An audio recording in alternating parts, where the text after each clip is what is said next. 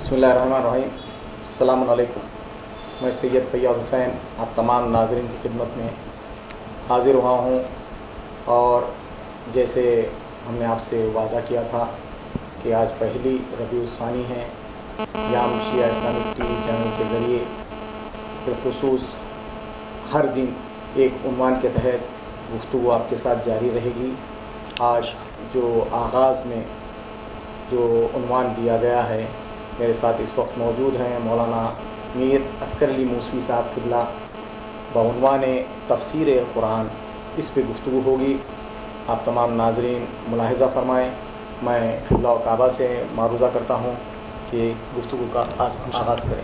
بسم اللہ. اعوذ باللہ من الشیطان الرجیم. بسم اللہ الرحمن الرحیم. الحمد للہ رب العالمین والصلاة والسلام علی سیدنا و نبینا مولانا ابی القاسم محمد. اللہم صلی علی محمد و آل محمد وعلی اہل بیتہ الطیبین الطاہرین المعصومین المظلومین واللعنۃ الدائمۃ علی اعدائہم اجمعین. اما بعد فقد قال رسول اللہ صلی اللہ علیہ وآلہ وسلم انی تارک فیکم الثقلین کتاب اللہ و اطرتی اہل بیتی. بسم اللہ الرحمن الرحیم. میں تمام ناظرین کرام کی خدمت میں، تمام اسٹاف کی خدمت میں اپنا عرض ادب اور عرض سلام پیش کرتا ہوں. اور الحمدللہ یہ ہر ہفتہ ایک دن کے عنوان سے، تفسیر قرآن کے عنوان سے نشست کا اور ایک گفتگو کا موقع اور سعادت ملی ہے. خداوند عالم اس سعادت میں ہمیں کامیاب کرے، اپنے توفیقات میں ہمیں خداوند عالم ہمیں اپنے توفیقات دے، اپنے ہمیں ہمیشہ ہماری زندگی میں اس راہ میں توفیقات کو شامل حال رکھے ہماری. انشاءاللہ تعالیٰ یہ گفتگو ہوگی انشاءاللہ ہمارے ساتھ ہر ہفتے میں کوئی ایک دن مشخص ہے، اس دن گفتگو کی جائے گی تفسیر قرآن اور قرآن کے سورے اور اس کے مختصر سی تفسیر، کیونکہ مفصل تفسیر تو اتنا زیادہ پیش نہیں کی جا سکتی ہے. جیسا بھی وقت رہے گا وقت کی مناسبت سے انشاءاللہ تعالیٰ. اور کتاب خدا قرآن کا یہ حق بھی ہے کہ قرآن کے بارے میں ہمیں اہمیت دینی چاہیے، کیونکہ ہم دنیا کی چھوٹی چھوٹی چیزوں کو اہمیت دیتے ہیں، اور یہ قرآن تو رسول خدا کا معجزہ ہے، آخری کتاب خدا کا کلام ہے یہ. تو لہٰذا ہمیں اس قرآن میں زیادہ سے زیادہ اس قرآن کو سمجھنے کی، قرآن کو پڑھنے کی زیادہ سے زیادہ توجہ کرنی چاہیے، اس کو اہمیت دینی چاہیے. انشاءاللہ تعالی ہم اگر خدا ہمارے نصیب میں توفیقات کو رکھا تو ہم انشاءاللہ اس کو آگے بڑھائیں گے. قرآن کی خداوند عالم نے بڑی عظمت بیان کی ہے، بہتر طریقے سے جانتے ہیں، متعدد مقامات پہ سنتے بھی رہتے ہیں. بس ایک حدیث سے میں اب اس اہمیت تلاوت قرآن اور قرآن کے بارے میں اس کی اہمیت کا حد کے لیے رسول خدا کی ایک حدیث ہے، اسے اپنے گفتگو کا آغاز کرنا چاہتا ہوں، جس میں رسول خدا یہ ارشاد فرماتے ہیں کہ ان البیت اذا کثر فیہ تلاوت القرآن کثر خیرہ واتسع اہلہ واضاء لأہل السماء کما تضیء نجوم السماء لأہل الدنیا. رسول خدا کا ارشاد ہے، رسول خدا فرماتے ہیں کہ وہ گھر کہ جس میں قرآن کی تلاوت زیادہ ہوتی ہے، جس میں قرآن کی تلاوت زیادہ ہوتی ہے، اس میں اللہ خیر اور اپنی برکت کو بھی زیادہ کرتا ہے. بے شک خیر کو زیادہ کرتا ہے. جس گھر میں قرآن کی تلاوت کثرت سے کی جاتی ہے اس میں خداوند عالم خیر زیادہ سے زیادہ کرتا ہے، اور اس گھر والوں کے لیے وسعت رزق عطا فرماتا ہے، وسعت دیتا ہے ہر چیز میں. یہ وسعت کا دیکھیے، وسعت کو یہاں پر رسول خدا نے قید نہیں لگائی کہ رزق میں وسعت ہے، نہیں، واتسع اہلہ، ان کے اہل کے لیے وسعت ہے. اب وسعت ہر لحاظ سے وسعت ہے، جتنی آرامی ہے رزق میں ہے، زندگی میں ہے، رہن سہن کے معاملات میں، ہر جگہ خداوند عالم اس کو وسعت عنایت فرمائے گا، آرامی اور راحت عطا کرے گا. اور یہاں پر اس کے بعد یہ جملہ واقعا ہمیں حیران کرنے کا ہے. رسول خدا نے فرمایا ہے کہ قرآن، جو لوگ قرآن پڑھتے ہیں، کا اضاء لأہل السماء کما تضیء نجوم السماء لأہل الدنیا. کہہ رہے ہیں کہ یہ لوگ جو قرآن کی تلاوت کرتے ہیں، یہ لوگ اس طریقے سے یہ روشن ہو جائیں گے، ان کی روشنی ایسی رہے گی آسمان والوں کے لیے کہ جیسے زمین والوں کے لیے ستاروں کی روشنی ہے. جس طرح ستاروں کی روشنی زمین والوں کے لیے ستاروں کی روشنی ہے، اسی طریقے سے اہل زمین، اہل آسمان کے لیے اتنا زیادہ رکھتے. تو لہذا اس سے ہمیں قرآن کی تلاوت اور قرآن کے پڑھنے کے بارے میں، اس کے قرآن کے بارے میں اس کی اہمیت کا پتہ چلتا ہے کہ قرآن کتنی اہم کتاب ہے. لہذا لیکن اس کے کچھ آداب ہے.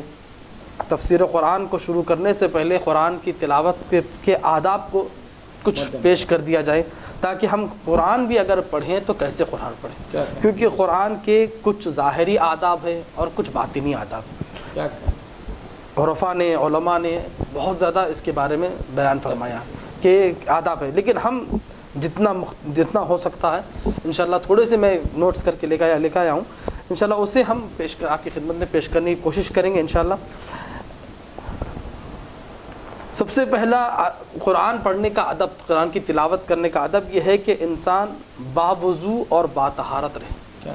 قرآن جو پڑھ رہا ہے تو قرآن پڑھتے وقت انسان باوضو اور باطہارت رہنا چاہیے.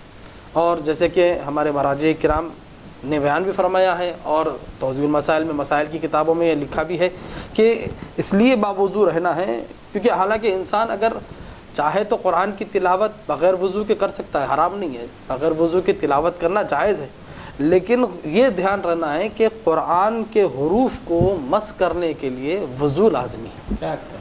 بغیر وضو کے اور بغیر طہارت کے قرآن کے حروف کو مس نہیں کیا جا سکتا.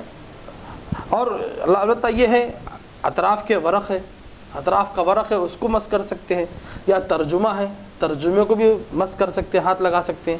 لیکن ترجمے میں بھی اگر ہم مس کر رہے ہیں تو ایک بات ہمارے ذہن میں رہنا چاہیے، کیونکہ اگر ترجمے میں اگر خداوند عالم کا نام آ رہا ہے، ائمہ علیہم السلام کا نام آ رہا ہے، رسول خدا کا نام آ رہا ہے، یا شہزادی کونین کا نام اگر آ رہا ہے، تو ایسے اسماء کو بھی ہم بغیر وضو کے مس نہیں کر سکتے. بغیر وضو کے مسا نہیں کیا جا سکتا، کیونکہ اللہ کا نام چاہے کسی بھی زبان میں لکھا ہو بغیر وضو کے ہم مس نہیں کر سکتے اس کو. تو اگر ترجمے میں اگر ہم بغیر وضو کے ترجمے کو بھی اگر ہم مس کر رہے ہیں، ہاتھ لگا رہے ہیں، تو یہ دھیان رہے کہ اگر اللہ کا نام ہے یا رسول خدا کا نام ہے یا ائمہ علیہم السلام میں سے کسی ایک امام کا نام اگر ہے تو ہم اس کو بغیر وضو کے مس نہیں کرنا چاہیے، مس نہیں کرنا چاہیے. اور کیونکہ خود خداوند عالم قرآن مجید میں یہ فرما رہا ہے، اور بہت سے علماء نے اسی آیت سے استدلال کیا ہے. بہت سے علماء جو دوسری جگہ سے اس بات کا استدلال کرتے ہیں کہ بغیر وضو کے قرآن کو مس کرنا جائز نہیں ہے. دوسرے دلائل بھی ہے، لیکن بہت سے علماء یہ بھی دلیل کرتے ہیں، سورہ واقعہ کی آیت ہے کہ لا یمسہ الا المطہرون، کہ قرآن یہ کتاب ہے کہ جس کو مس نہیں کر سکتا کوئی بھی سوائے طاہر اور پاکیزہ لوگوں کے. یہاں سے پاکیزہ لوگ ہی قرآن کو مس کر سکتے ہیں. ظاہری ترجمہ یہاں پر اس کے باطنی معنی بہت زیادہ ہے، اس کے جو اصل معنی ہے باطنی معنی ہے. یہاں پہ ایک گوشہ بنتا ہے رسول اللہ، جیسے کہ اب آپ طہارت سے بے شک رہا جائے گا، جو اہل علم حضرات ہیں، معرفت رکھتے ہیں، بخوبی واقف ہیں کہ وہ بوضو رہیں طہارت سے. طہارت ہمارا آدھا ایمان ہے، بالکل بے شک ذکر کیا گیا. تو اسی اعتبار سے اب نسواں کے لیے کیا ہے، اب جیسے کہ عورتیں ہیں جی چند ایام میں وہ جی انجام نہیں دے سکتی، مگر اس وجہ سے ہو کیا رہا ہے کہ ہمارے یہاں وہ لوگ ان دوران 7 دن ہو 4 دن ہو جو اوقات ان کے دن مقرر کیے گئے وہ لوگ دوری اختیار کریں. تو آپ یہ بتائیے کہ کتنی دوری ہو اور اس سے دور نہ ہو، کیسے وہ احتیاط سے کام کر سکتے ہیں. جیسے ہمارا بچپنا ہو تو ہم خطہ استعمال کرتے تھے، جی جس طریقے سے ہم اس سے قرآن کی تلاوت. تو یہ بھی پیغام آپ جی انشاءاللہ یہاں، کیونکہ اس میں احکام کا بھی درس رکھا گیا ہے. یہ البتہ کیونکہ سوال ہے تو اس کا یہ کہ وہ شخص کہ جس کے اوپر غسل واجب ہے، جی چاہے وہ عورت ہو چاہے مرد ہو، غسل واجب ہے، غسل جنابت ہے، یا اگر لیڈیز کے لیے اگر کوئی اور ان کا مخصوص غسل اگر ہے تو ان میں یہ ہے احکام یہاں پر یہ بیان کیے گئے ہیں کہ 7 آیت سے زیادہ پڑھنا ان کے لیے مکروہ ہے، جن کے اوپر غسل کرنا واجب ہے. 7 آیت سے زیادہ پڑھنا مکروہ ہے. البتہ جن سوروں میں سجدہ واجب ہے، واجب والے ان سورے کی ایک بھی آیت نہیں پڑھ سکتے، یہاں تک کہ بسم اللہ بھی.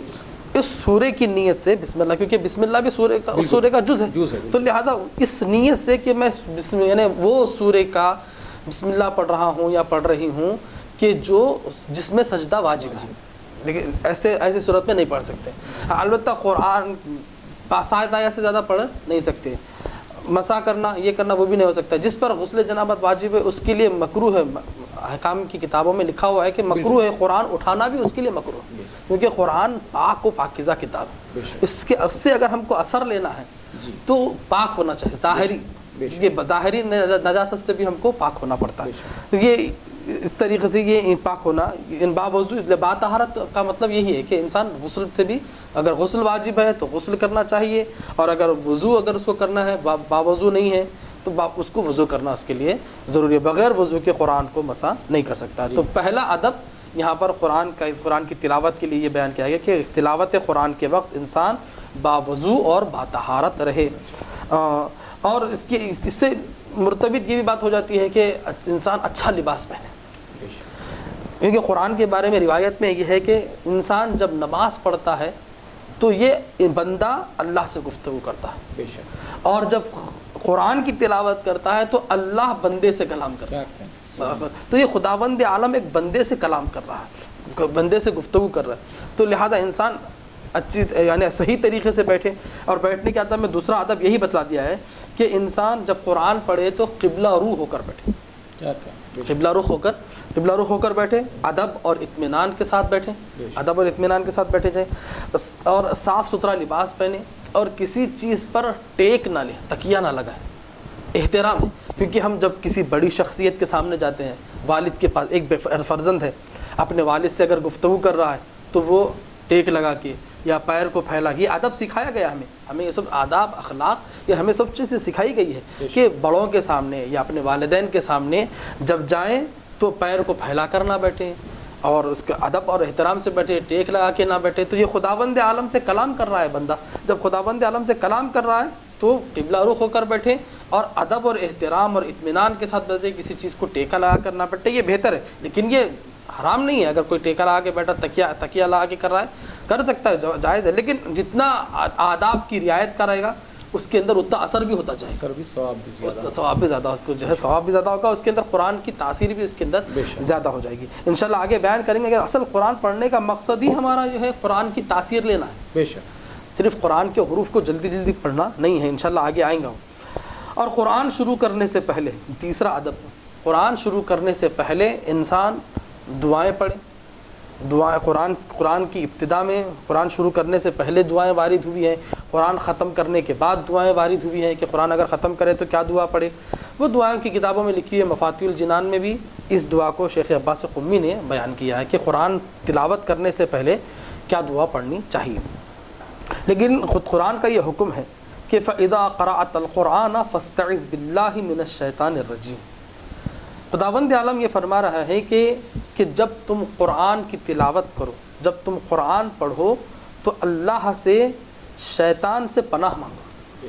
پناہ مانگنا چاہیے, شیطان سے پناہ مانگنا چاہیے.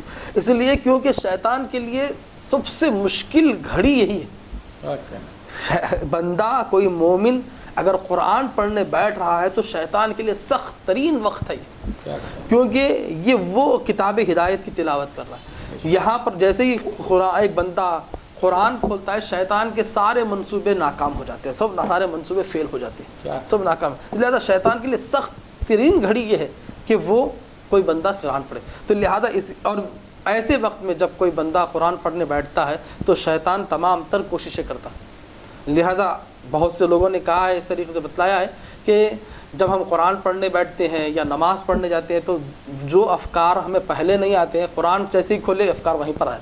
جیسے ہی نماز کے لیے تکبیرۃ الاحرام کہا, فوراً جو ہے ہمارے کیا ہے جو فکریں جو نہیں آتی عام اوقات میں وہاں پر فکریں آنا شروع ہوتی. یہ کیوں, یہ کیا ہے, یہی اسی لیے یہ شیطان کے وسوسے ہیں. ان شیطان کے وسوسوں سے دور ہونے کے لیے سب سے انسان کیا کرے, ظاہری لحاظ سے اپنی زبان سے اعوذ باللہ من الشیطان الرجیم کہنا چاہیے.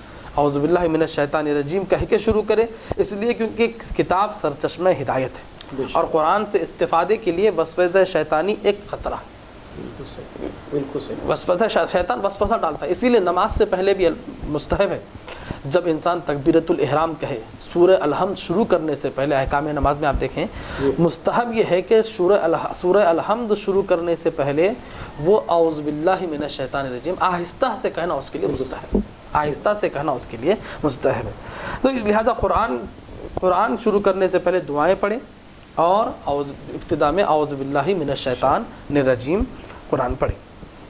اور قرآن کو چوتھا حکم یہ ہے کہ قرآن ادب میں سے کہ آداب تلاوت قرآن میں سے چوتھا ادب کہ قرآن کو ترتیل کے ساتھ پڑھا جائے.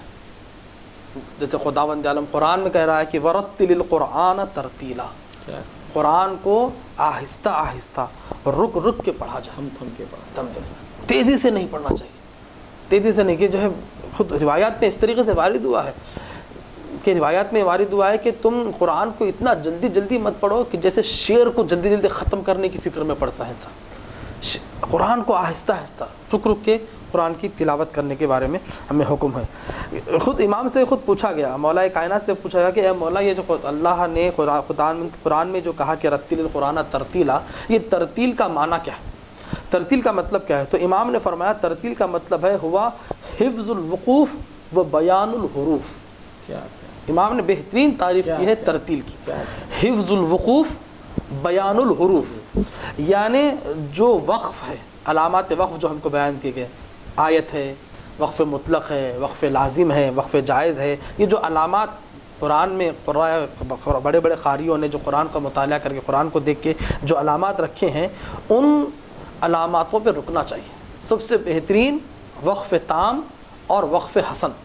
وقف حسن اور وقف تام خود بیان کیا گیا کہ وقف تام اور وقف حسن پہ ہم کو کیا کرنا چاہیے؟ وہاں پر رکنا چاہیے، انہیں رک کر اور وہاں پر سانس لے کر پھر آگے تلاوت کو پڑھنا چاہیے. جیسا انگریزی میں کوئی خط لکھ رہے ہوں، کچھ پڑھ رہے ہوں پیراگراف، تو کاموں آتا ہے، فل اسٹاپ آتا ہے. جی اسی طرح سے یہ آپ عرض کر رہے ہیں. بالکل صحیح. جی میں درمیان میں یہ عرض کرنے کا مقصد یہ کہ ناظرین جو تمام دنیا بھر میں دیکھا جا رہا ہے، تو اسی اعتبار سے وہ مستفید ہونے کے لیے درمیان میں بے شک یہ دنیاوی دلائل کے ذریعے بھی تمام چیزوں کو آشکار کرنا ہمارا ضروری ہے. تو اسی اعتبار سے جو ہم پیراگراف لکھتے ہیں، اگر ریڈنگ جو بچوں کو ریڈنگ اسکول میں کروائی جاتی ہے تو وہاں بھی یہ دیکھا جاتا ہے کہ وہ تلفظ کیسے ادا کر رہا ہے. وہ کاما اگر آتا ہے تو وہاں کچھ دیر کے لیے سانس لے کے پھر فل اسٹاپ ہو تو وہ رک جائے. تو یہ اگر یہ چیزوں کا خیال نہیں رکھا جائے تو اس سے اچھا ریڈر نہیں مانا جاتا، اچھا پڑھنے والا. جو یہاں تک کہ میں تو اسکول میں ٹیچرز کو سکھاتے دیکھا کہ جب بچوں کو لکھنے کے لیے ہوم ورک دیا جاتا ہے تو ان کو وہ نشانیوں کے بارے میں بھی بتلایا جاتا ہے کہ جو ہے یہ یہاں پر فل اسٹاپ ڈالنا ہے، یہاں پر کاما ڈالنا ہے. اگر نہیں ڈالے تو ان کے بعض ٹیچر ایسے ہوتے کہ اس کے نمبر بھی کم کر لیتے وہ نہیں ڈالنے کی وجہ سے. یہی اور وقف تام کا مطلب یہی ہے. بالکل صحیح. وقف تام یعنی دو جملوں کے درمیان لفظی اور معنوی ربط کوئی نہ رہے. یعنی پہلا جملہ آ رہا ہے، یہاں پر لفظی لحاظ سے بھی تمام ہو گیا ہے اور معنوی لحاظ سے بھی تمام ہو گیا. اس کو کہتے ہیں وقف تام. بعد میں جو آ رہی ہے پھر اب دوسری بات آغاز کیا جاتا ہے. جی ہاں، یہاں پر سے اس طریقے سے جو ہے اور دیکھیے دو چیزیں یہاں پر، ایک تو وقف ہو گیا کہ علامات وقف پر وہ کرنا چاہیے، اور بیان الحروف. بیان الحروف یہاں پر اپنے ماحول میں تھوڑا سا اس مسئلے میں تھوڑی سی کمی رہ گئی ہے. جی بیان الحروف کا مطلب یہ کہ جو تمام حروف ہے ان حروف کو واضح اور صاف ادا کیا جائے. یعنی جو مخارج ہے حروف کے مخارج کے ساتھ، یعنی کون سا حرف کس جگہ سے نکلتا ہے. مثلا عین درمیانی حلق سے نکلتا ہے، زیر سین ساتھ زبان کی نوک سے نکلتے ہیں.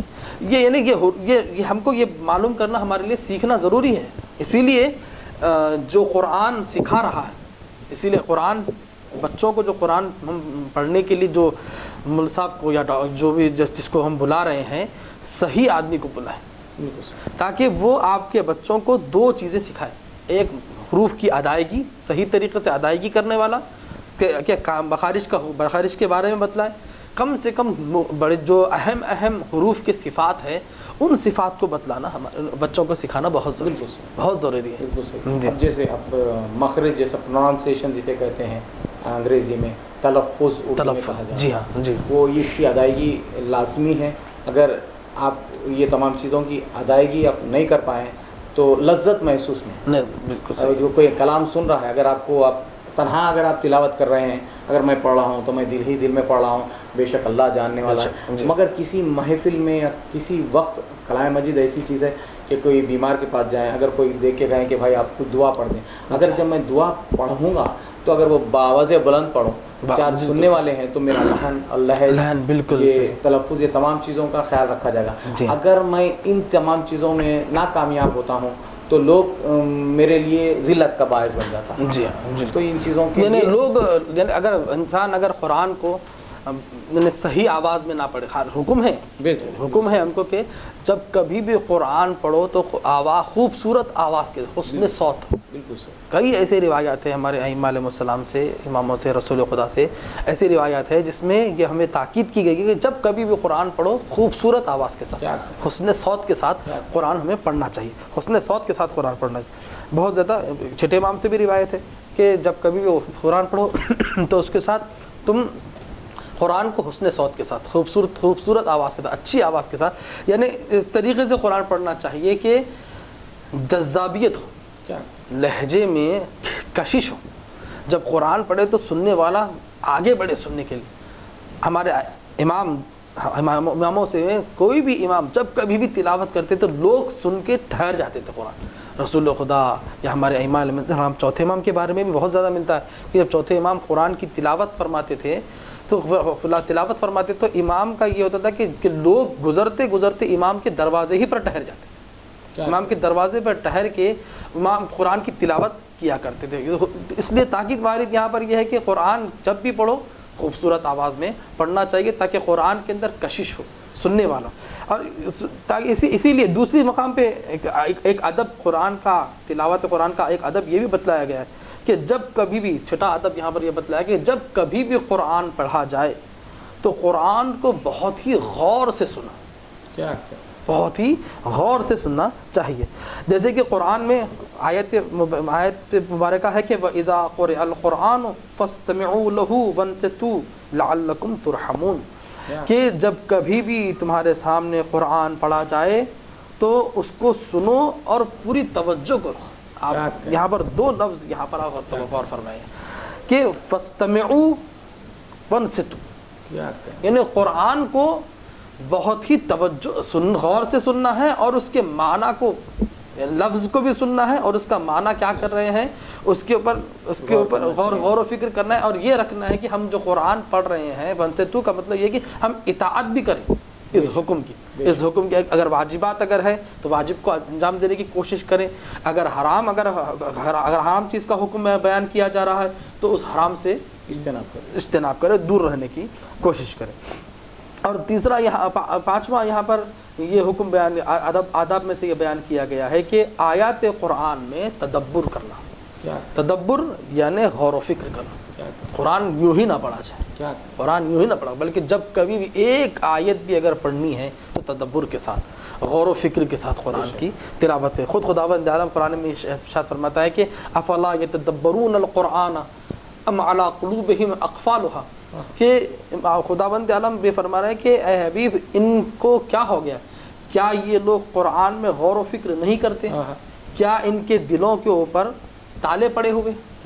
یعنی خدا نہ خواستہ اللہ ہم کو ایسا دل نہ دکھائے کہ یہ انسان کے دل پر تالے ہو جائے اور قرآن کی ہدایت سے دور ہو جائے۔ تو لہٰذا قرآن کو جب کبھی بھی پڑھے تدبر کے ساتھ، غور و فکر کے ساتھ، قرآن ہمیں کیا کہہ رہا ہے۔ اسی لیے قرآن کا حق یہی ہے، روایات میں ہے کہ قرآن کا حق یہ ہے کہ تم اس کو پڑھو تو غور و فکر کے ساتھ پڑھو کہ خداوند عالم تمہیں کیا کہہ رہا ہے۔ چھٹے امام جعفر صادق علیہ السلام ارشاد فرماتے ہیں کہ اذا مررت بآیۃ فیہا ذکر الجنہ فاسأل اللہ الجنہ وَإِذَا مَرَرْتَ بِآیَةٍ فِيهَا ذِکْرُ النَّارِ فَتَعَوَّذْ بِاللَّهِ مِنَ النَّارِ۔ امام مولا ارشاد فرماتے ہیں کہ جب تم ایک ایسی آیت سے گزر رہے ہو، تلاوت کرتے کرتے ایک ایسی آیت سے گزر رہے ہو کہ جس میں جنت کا ذکر ہو رہا ہے، تو وہاں پر تم جنت کے ذکر کے پاس رکو اور خداوند عالم سے سوال کرو، خداوند عالم سے دعا کرو کہ اللہ جو ہے ہم کو یہ جنت عطا کرے۔ جنت کے بارے میں خداوند عالم سے سوال کرنا چاہیے۔ اور اگر تم کوئی ایسی آیت سے، تلاوت میں ایسی آیت سے گزر رہے ہو کہ جہاں پر جہنم کا ذکر ہے، آگ کا ذکر ہے، جہنم کا ذکر ہے، تو وہاں پر تم رک کر پناہ مانگو جہنم سے، اور اللہ سے جو ہے نا ایسی آگ سے تم پناہ مانگو کہ خداوند عالم جہنم کی آگ سے ہم کو محفوظ رکھے۔ یعنی اس قرآن کا یہ حق ہے، قرآن کا یہ حق ہے کہ قرآن کو اس طریقے سے تدبر کر کے پڑھنا چاہیے. اور دیکھیے اسی لیے ہم کیا ہوتا ہے عام طور پر قرآن کی طرف اتنی توجہ نہیں کرتے. جب اگر ایک انسان کو پہلے سے یہ خبر ہو کہ ایک پروفیسر ہے، ایک ایسی اسپیچ دے رہا ہے یا ایسا جو ہے لیکچر دینے والا ہے کہ جس سے اس کو ایگزام میں آنے والا ہے، اس کو ایگزام میں اس کے بارے میں یعنی آج ہی کے لیکچر سے سوال کیا جانے والا ہے. اگر کسی اسٹوڈنٹس کو یہ پتہ چل جائے کہ آج جو پروفیسر جو لیکچر دینے والے وہ ایگزامس میں ضرور پوچھا جائے گا، تو وہ کتنا غور سے اس کو تلاوت کو وہ اس کے لیکچر کو سنتا ہے، پورا غور سے سنتا ہے. اور خداوند عالم تو یہی کہہ رہا ہے کہ بھائی ہم آخرت میں تمہارا جو امتحان ہوگا اسی چیز کے بارے میں ہم اسی چیز کے بارے میں پوچھیں گے. تو لہٰذا جب ہم قرآن پڑھ رہے ہیں یعنی خداوند عالم سے کلام کر رہے ہیں، اللہ ہم سے کلام کر رہا ہے، اللہ ہم سے کلام کر رہا ہے، تو لہٰذا ہم کو اس قرآن جب کبھی بھی قرآن پڑھے تدبر کریں، غور و فکر قرآن میں کرنا چاہیے. انشاءاللہ تعالیٰ اور بھی کچھ آداب یہاں پر بیان کیے گئے، انشاءاللہ تعالیٰ آئندہ کے درسوں میں انشاءاللہ آپ حضرات کی خدمت میں. ہم اس عنوان سے یہ درس رکھا گیا تھا ناظرین کہ تفسیر قرآن، تو تفاسیر کتنے لوگوں نے کی ہے، کن کن مسلک سے ہے، اور ہمارے پاس کن علماء نے اور کن معصومین سے ہم تک پہنچی ہے، یہ بھی آئندہ کی نشست میں عرض کیا جائے گا. ناظرین میں آپ کے سامنے یہ عرض کر دوں کہ الحمدللہ کرم ہے پروردگار کا، شہزادی کا احسان ہے، ولی عصر کا سایہ ہے. سلامت رکھیں ہم تمام کے سروں پر ولی عصر کا سایہ ہر قدم، اور ان کی ہی زیر سرپرستی یہ پروگرام نشر کیا جا رہا ہے. اور الحمدللہ آپ دعا فرمائیں ناظرین کہ یام شیعہ اسلامک ٹی وی چینل کی جو خدمات ہے یہ شہزادی قبول فرمائیں، اور ہم تمام کو مزید توفیقات میں اضافہ فرمائیں. اور میں عرض کر رہا ہوں کہ یہ جو پروگرام ہے آپ کو انشاءاللہ کل کے روز، کل کا جو تاریخ ہے یعنی بدھ کا روز جسے چہارشنبہ کہا جاتا ہے، دوسری ربیع الثانی ہے، تو ایک مولانا کے ساتھ اور ایک عنوان کے تحت ہم پھر آپ کی خدمت میں حاضر ہوں گے. اور ایک مرتبہ میں آپ سے بے حد قبلہ و کعبہ کا شکریہ ادا کرتا ہوں، اور یام شیعہ اسلامک ٹی وی چینل کی جانب سے اور ہاشم علی مرزا ڈائریکٹر، سعادت علی خان، اور ناظرین یہ کیبل کے ذریعے آپ تمام جگہ آپ دیکھ رہے ہیں اطراف و اکناف کے حیدرآباد کے علاقوں میں، اور یہ یوٹیوب اور فیس بک پہ تو آپ کبھی بھی دیکھ سکتے ہیں. اور عرض کرنا ہے کہ جو بھی حضرات ہماری اس چینل کے ذریعے ایڈورٹائزمنٹ دینا چاہتے ہیں اور دے رہے ہیں، اور جو دے رہے ہیں ان کی روٹی روزگار میں پروردگار عالم ترقی اور خیر و برکت عطا فرمائے. اور مزید جو ربط پیدا کرنا چاہتے ہیں تو آپ ہمارے فون نمبرز پہ ربط پیدا کریں، کیونکہ یہ بھی ایک طریقے کا آپ کی جانب سے تعاون رہے گا، اور بہتر ہے کہ دین کی تبلیغ کے لیے، خدمت کے لیے آپ بھی شریک کار ہو جائیں گے. ہم کیا اس کا اجر دیں گے، شہزادی اور ولی عصر آپ کو اس کا اجر دیں گے. لوگ دنیاوی چینلوں پر یہ سب چیزیں دے رہے ہیں، ان کو اور آگے بڑھا رہے ہیں. یہ تو اہل بیت کی تعلیمات کو آگے بڑھانے کا ذریعہ بن رہا ہے. تو اس کو ہمارے مومنین کو ہر ایک کو یہ چاہیے کوشش کریں کہ اس کو ایسے ہر کوئی بھی جو کام کر رہا ہے ایسے کام کو آگے بڑھانے کی اور ان کو تشویق کرنے کی اور ان کو تعاون کرنے کی پوری کوشش کریں. بالکل صحیح فرمائیں. خداوند اللہ کو توفیق دے. آپ آخر میں آپ تمام سے بھی میں دعا گو ہوں، اور اسی کے ساتھ میں رخصت چاہتا ہوں. خدا حافظ. السلام علیکم ورحمۃ اللہ وبرکاتہ. زندگی میں کتنا بھی ہو مشکلوں کا اندھیرا، راسک سٹون سے چمکے گا قسمت کا ستارہ. سیدھے کھانوں سے نکال کر تراشا گیا اور ڈاکٹر روشن اور ڈاکٹر ایم رضا کے گیان سے سنوارا گیا. علمی جواہرات ایک بیش قیمتی علم ہے. یہ زندگی کے ہر موڑ پر ہمیں آگاہی دیتا ہے. ہماری ناکامیابی، کاروبار میں پریشانی، شادی شدہ زندگی میں تناؤ، اولاد کی پریشانی، پیار کے مسائل، لو میرج، پیسوں کی تنگی، پڑھائی میں اسفلتا، صحت میں خرابی، کیا یہی ہے زندگی؟ کیسے ملے گی ہمیں ان سب سے راحت؟ ان سب مشکلوں سے نجات پانے کے لیے جیمولوجسٹ ڈاکٹر روشن اور ڈاکٹر ایم رضا سے ایک ملاقات بدل سکتی ہے زندگی اور تقدیر دونوں. بنگلور، حیدرآباد، وشاکھاپٹنم، وجے Wada, Dubai, Delhi, Mumbai. One visit can change your life.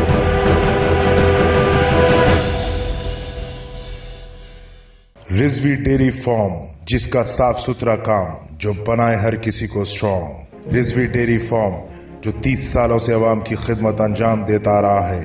हमारे यहाँ साफ सुथरे तरीके से सारे डेयरी प्रोडक्ट्स दस्तयाब हैं, जैसे खालिस भैंस का दूध, मलाई और खोआ, जो सारे हिफाजती इक़दामात के तहत हमारे प्रोडक्ट्स सेफ्टी मेजर्स का ख्याल रखते हुए ऑर्डर्स लेते हैं, जैसे होटल्स, फंक्शंस, शादी, जश्न वगैरह।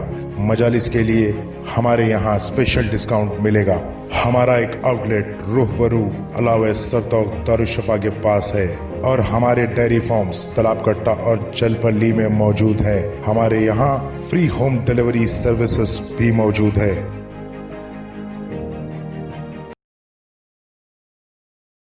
मौला अली अली, मौला अली अली, मौला अली अली अली अली, अली अली, मौला अली अली।